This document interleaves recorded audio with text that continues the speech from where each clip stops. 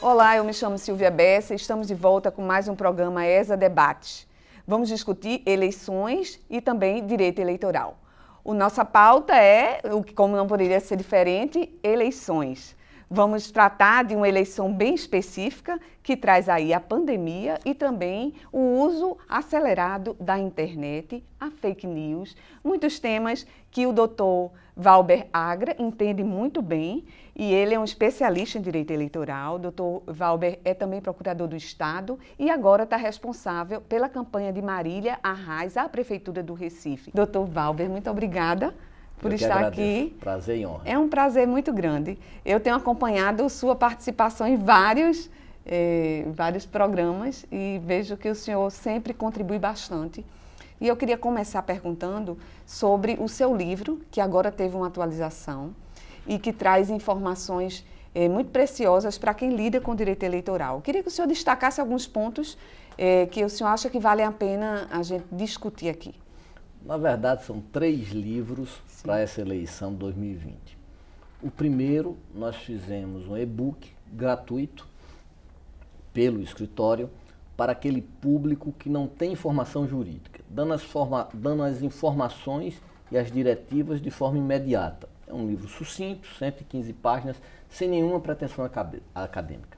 Temos o segundo livro, que é o Manual Prático. Já vai na 3ª edição. Se nós colocarmos todas, será a 5ª edição, porque mudou de nome e de editora, que é para quem vai ao dia a dia, aquele advogado que quer exemplos mais práticos.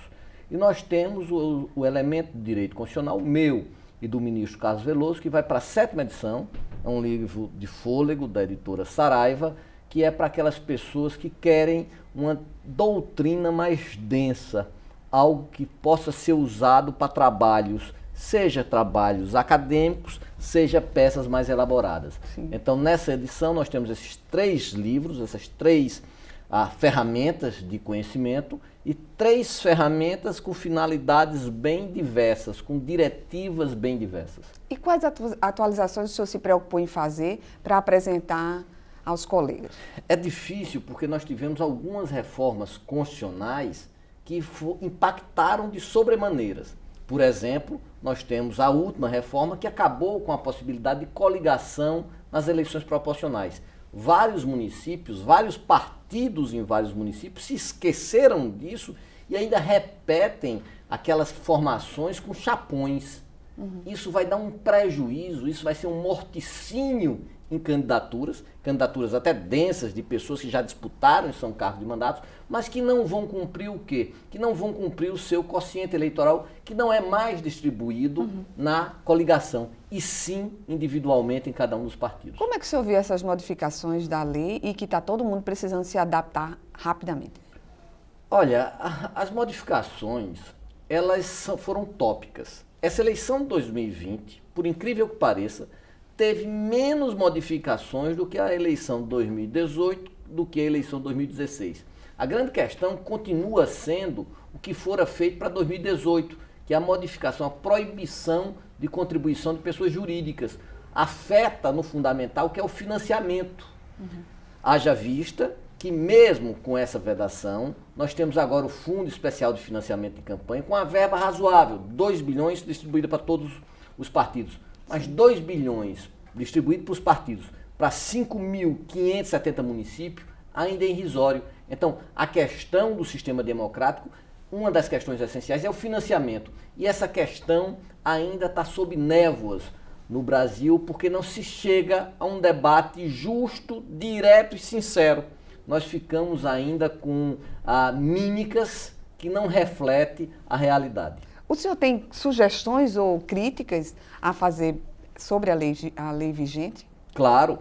Em 2017, a minha livre docência na USP foi sobre financiamento eleitoral. Sim. Em 2017, antes da eleição, a tese central é a seguinte: o financiamento segue regras mercadológicas.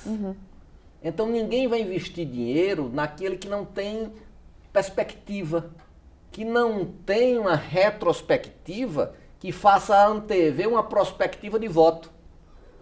Então, não adianta você estar pegando cotas para pessoas que não têm viabilidade eleitoral. E o que é que se fez, então, com essa vedação? Fez uma hipocrisia normativa. O que danado é a hipocrisia normativa? Infelizmente, em vários municípios, o Caixa 1 será a exceção, onde o 2 será a regra. Essa é a tese do livro. Uma tese audaciosa, mas verdadeira, porque nós vimos isso aonde? Na questão da última eleição presidencial, onde o candidato majoritário sofre 3 ações de investigação porque não declarou vários e vários gastos, por exemplo, com a mídia social. Uhum. E o senhor acha que é preciso rever ou se repensar questões como essa que se apresenta recentemente sobre a divisão de cotas, considerando a questão racial? Primeiro, há implicativos bem claros. Por exemplo, aumenta exacerbadamente o número de negros. Porque o que é o negro? É a autoidentificação. Ou você seja preto ou pardo. Uma sociedade mestiça como a brasileira, qualquer um, ou 90% da população, pode dizer que é pardo apenas para contribuir da cota. Então, a cota faz o efeito inverso. Uhum.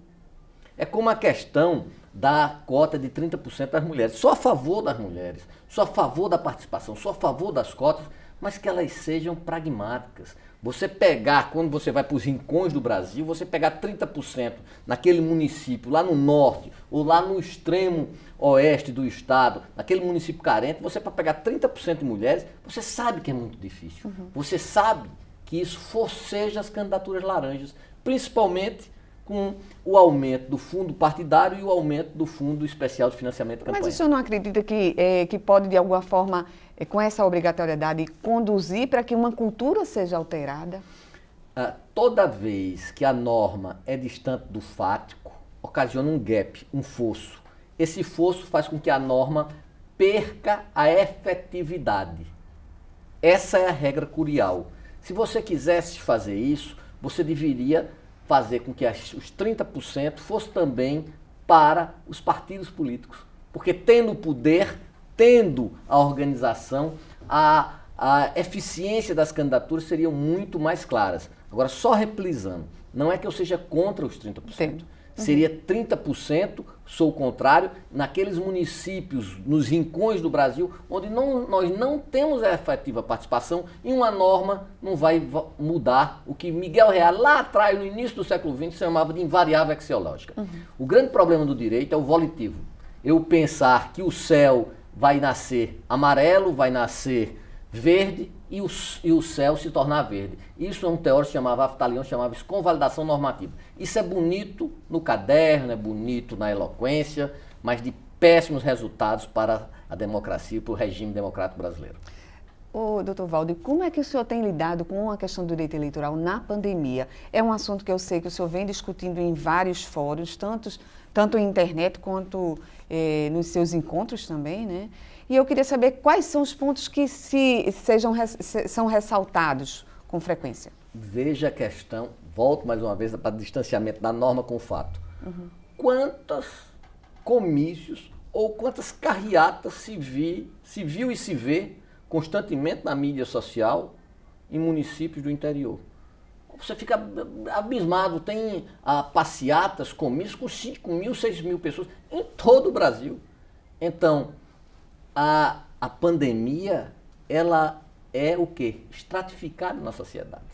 Uhum. Você vê pessoas que estão cumprindo, tem candidatos que estão dando abraços, fazendo discursos com aglomeração. Quanto menor for o peso da decisão política, maior vai ser o distanciamento social. Quanto maior for a dependência do poder político, menor será o distanciamento social, maior serão as burlas que estão havendo. Agora, num país como o Brasil, no qual nós temos a oportunidade de ver várias campanhas no Brasil todo, você vê essas estratificações muito. Uma eleição aqui, por exemplo, é diferente hoje da eleição no Rio Grande do Sul. Então, em Porto Alegre. Então, a questão do isolamento, ela não pode ser tratada de forma homogênea. Essa é a grande questão. E aí um erro. Então... Não é um erro, é que a realidade, ela não pode ser aprisionada por norma. A realidade não pode ser aprisionada pelo meu desejo. Meu desejo seria uma sociedade onde as pessoas votassem com consciência, através de discussão política. Uhum. Mas essa minha vontade, esse meu querer volitivo, ela encontra o quê? Um muro. E que muro é esse? A realidade que que me desmente constantemente. É possível dizer que a legislação eleitoral hoje engessa as campanhas, doutor? Eu não posso dizer que ela engessa. A legislação eleitoral, em alguns momentos, ela é hipócrita. Porque, por exemplo, quando eu vedo financiamento privado, parte do pressuposto que não tenha financiamento privado, e a gente vê esse financiamento privado em vários locais, assim, de forma autoevidente. Quando eu digo que não vai ter, que a campanha vai ser 35 dias de campanha, isso é, obviamente, um equívoco. Todos nós sabemos que em vários rincões do Brasil, a campanha começou no dia 1º de janeiro de 2020. Ou seja, nós já temos aí 10 meses de campanha, nós sabemos disso. Então, a legislação, ela tem que ser o quê? Ela tem que, primeiro, o direito eleitoral tem que ser uma cadeira. Tem que ser levado a sério. E não é? Não é. É matéria eletiva na maior parte das faculdades. A maior parte dos juízes não viram direito eleitoral. A formação é o quê? Aqueles juízes, a maior parte, bem acurados, com os servidores da Justiça Eleitoral, que são uma elite do serviço público, são verdadeiras pessoas denodadas, é que perto das eleições começam a mostrar o que é o direito eleitoral. E nós temos outro problema. Com a modificação da composição, você manter determinados postulados fica muito difícil. Doutor, então o senhor acha que esse é um problema só do Brasil ou o senhor acompanha também outras legislações? O problema do Brasil é mais grave porque, primeiro, nós não temos estabilidade normativa. Segundo, nós temos uma inflação legislativa. Terceiro, nós temos uma hipossuficiência. Como é que funciona uma inflação legislativa? Muita lei. A gente pensa que a norma vai modificar. Veja os nossos meninos aí, os jovens. Se você vai olhar na classe média, mais de 50% desses meninos estão fazendo direito. Você acha que o país necessita de tantos bacharéis? Nós temos mais bacharéis do que a Índia, nós temos mais bacharéis do que os Estados Unidos. Quarto, a questão dos hipossuficientes. E quinto, o poder da máquina. Um país como o Brasil não poderia ter reeleição. Reeleição nos municípios pequenos seria o quê? Seria o predomínio da máquina. E o predomínio da máquina é avassalador. Nós deveríamos fazer um bem à democracia. Era extinguir a possibilidade de reeleição, principalmente nos municípios até 50 mil habitantes. A legislação, o senhor acha que não é capaz hoje do modelo que está de controlar o abuso econômico, o abuso da máquina? Por enquanto que houver pobreza, por enquanto que houver mendicância intelectual, ou terraplanismo intelectual, nós vamos gastar muita tinta, muita eloquência para pouco substrato que modifica a realidade fática. Há quantos anos o senhor está no direito eleitoral? Eu fiquei curiosa porque, com essas citações dos seus colegas, imagino que o senhor já serviu de orientador para muitos outros, né? Meu primeiro trabalho em direito eleitoral eu fui fiscalizar uma campanha, ser advogado eleitoral no dia da eleição, em Monteiro, na Paraíba, quando eu tinha 21 anos de idade. Se apaixonou? É uma paixão fugidia, porque minha paixão maior foi a paixão pela vida acadêmica.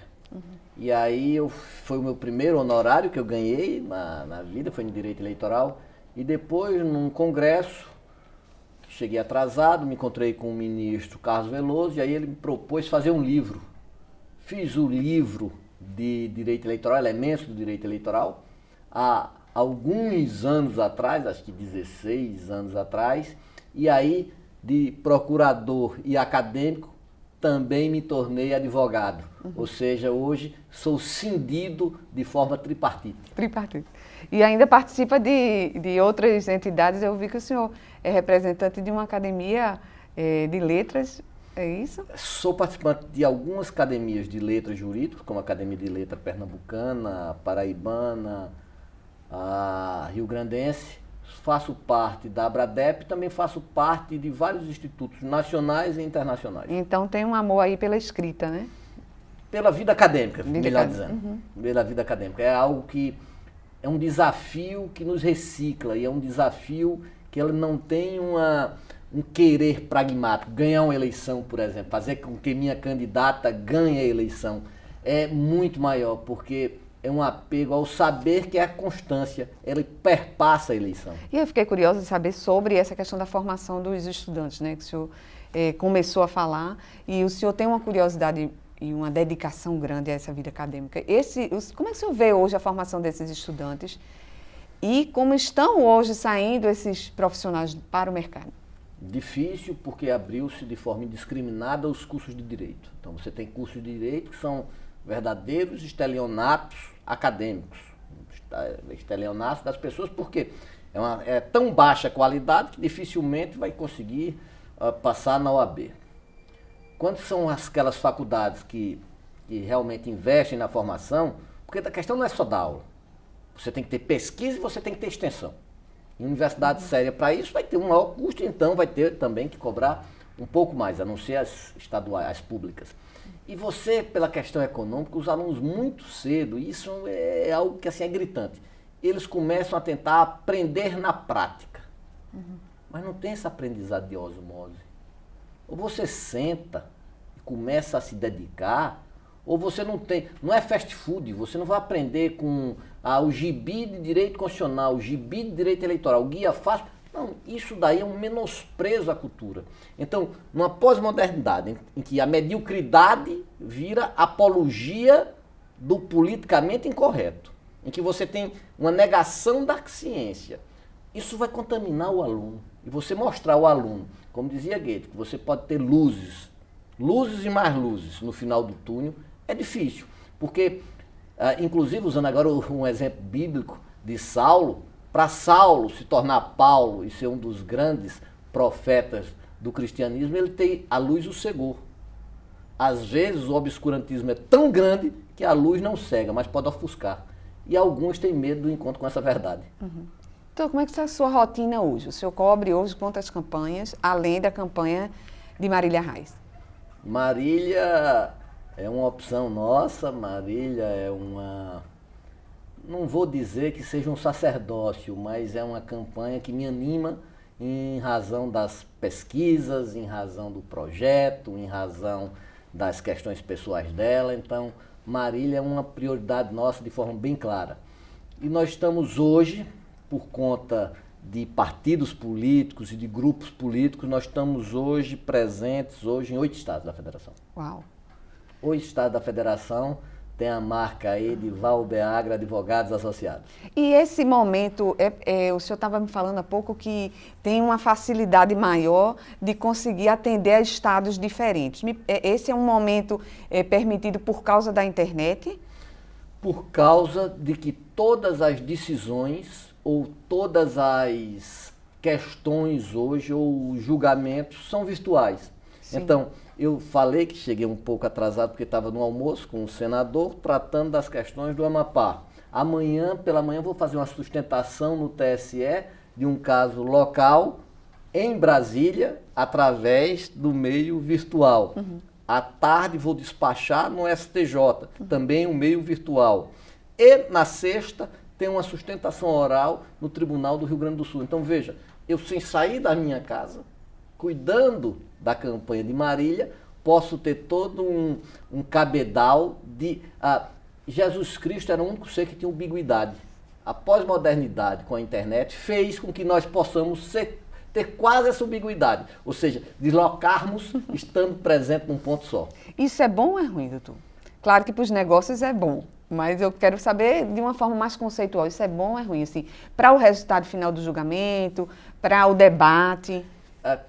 É ruim no sentido do que você não tem o laço pessoal, você não tem um olhar, você não tem aquela conversa mais à vontade. Mas é boa porque você se plasma, você se multiplica nos locais. É ruim porque você demanda menos pessoas, é ruim porque você faz menos um feedback e aumenta a sua entourage de relacionamento. Mas não se trata de gostar ou não gostar. É fato, já fato, existe. E depois da pandemia, a questão pessoal vai ser mais ainda flexibilizada, o que permite que um advogado de Pernambuco possa militar em Brasília sem sair da sua casa. Então, a pandemia é um marco não só para as campanhas, mas também para o direito eleitoral e outros direitos. Não só para o direito eleitoral, mas para todos os direitos. É algo que a gente não pode fugir, é como o Uber. Não se trata de discutir com o taxista, é bom ou ruim, não. O que é que nós vamos fazer agora com essa nova realidade? A pandemia, ela potencializou a velocidade das modificações. Sim. Acho que em vários setores, né? Todos os setores. Uhum. O senhor falou, e aí eu quase perdi o fio da meada, mas o senhor falou para mim sobre essa paixão e esse envolvimento com a campanha de Marília. E eu fiquei curiosa, é comum acontecer isso com o advogado ou não? Melhor que não seja. Na verdade, o advogado, ele não deve ter passionalismos. Porque o passionalismo, ele não vai permitir que você tenha uma consciência dos fatos. Mas quando é um projeto progressista para a sociedade, quando você confia e acredita no projeto, então isso pode dinamizar os seus sentimentos. Mas com muito cuidado de que, como eu tenho uma certa experiência, e como eu advogo para vários candidatos, e eu não advogo para as pessoas, eu advogo para os candidatos, eu tento despersonalizar, eu evito cair nisso. Nesse caso específico é interessante porque você acredita no projeto e tem consciência que esse projeto seria ou será o melhor para a sua cidade. O senhor tem uma sintonia, nesse caso, clara? Nesse caso, muito clara, até como eu falo, como eu me expresso. Percebo. E eu queria saber sobre essas outras campanhas no interior, doutor. Tem uma diferença no trato para essas campanhas? Porque a dinâmica do interior é outra, né? Comparada à capital, que tem pressões externas, a pressão pública também, né? Talvez, pesquisas eleitorais. Tem uma série de variantes que podem mudar essa dinâmica, né? Olha, do ponto de vista eleitoral, há 20 anos atrás, você tinha uma ausência de advogados. Hoje não, qualquer município você vai estar lá, advogados preparados, militando. Às vezes em alguns municípios você vai ver um baixo nível técnico, mas não vejo uma modificação tão grande. Você pode dizer, em termos de propaganda, nas cidades maiores você tem uma propaganda na internet muito forte, mas só que tem um detalhe. O fato é que a forma, o Facebook, o Instagram, ele não só sobra a realidade empírica, ou seja, o tocar, o olhar. Isto é que faz o voto. A questão da internet é algo assim muito fugidio. Às vezes você olha para o candidato, se identifica com o candidato, esqueça. Você já tem aí certeza do direcionamento do voto do cidadão. Lhe preocupa as fake news? A mim, como cidadão e como advogado. Claro. Mas aí veja, esse medo de dizer a verdade. O que se faz é perfumaria. Perfumaria no sentido de quê? Você tem que fazer, por exemplo, como a Alemanha fez há 3 anos atrás. Você tem que normatizar. São as plataformas. Não adianta você chegar e dizer, quem vai se autotutela. Autotutela significa a predominância do privado nas questões de relacionamento da sociedade que deveriam ser mais importantes. Você tem que tutelar o Twitter, você tem que tutelar o Facebook, você tem que tutelar o Instagram, e etc, etc, etc. Através de quê? De conselhos de cidadania. É chamar o povo para tutelar e esses conselhos para tutelar de forma externa. Essa autorregulamentação significa o quê? O apogeu do individual sobre o coletivo. E o apogeu do individual sobre o coletivo redunda nessa sociedade caótica, desigual que nós vamos ver e estamos vendo atualmente. O senhor acha que a fake news ou qualquer outro meio, por exemplo, a massificação de mensagens via WhatsApp, pode de alguma forma interferir e prejudicar o processo democrático? Claro, nós tivemos esse exemplo no Brexit, nós tivemos esse exemplo na eleição do Trump, nós tivemos esse exemplo bem claro na questão do Bolsonaro. Então, as bolhas são algo assim extremamente pesarosas e deturpadoras do processo democrático. Agora, eu não posso viver sem. A melhor questão, e aí eu vejo os marqueteiros, porque o marqueteiro é o seguinte, eu costumo brincar porque assim, o santo se acha perto da divindade. O marqueteiro não, é laço de parentesco certo com a divindade. Né? Assim, ele acha que assim, como se fosse fácil, assim a eleição é municipalizada. A teoria dos jogos, a gente sabe que são várias variáveis, inúmeras variáveis. E você tentar predizer, mas se fosse assim, você era uma pitonisa e previria o futuro, coisa que não acontece. Mas por que eu estou dizendo isso? Você não pode distanciar da questão política. A questão é política. se você leva educação ao povo, se você discute política do dia a dia, o povo é mais inteligente, mesmo nas suas deficiências econômicas, do que nós pensamos. Então, quanto mais politizado for o debate, mais fácil essa mensagem se toca. Porque toda campanha precisa de quê? De narrativa. Pois é, eu achei muito interessante o senhor trazer isso, porque eu guardei como pergunta final justamente essa questão, que eu vi que o senhor fez algumas defesas, inclusive no seu Instagram, que é muito bom, sobre esse mundo fluido que estamos vivendo e sobre a necessidade de um discurso. Não adianta só a imagem, que ela é real e a gente vai ver cada vez mais, porque o mundo se transformou, mas o discurso precisa ser construído, né? Uma narrativa precisa ser construída. Eu queria que o senhor falasse mais sobre isso. Que narrativa é necessária para um candidato? Se eu soubesse, eu não estaria advogando. Eu já estava com a ilha no Caribe, sem precisar fazer eleição. Bauman falava que da fluidez desse sólido pós-moderno, que não é nada.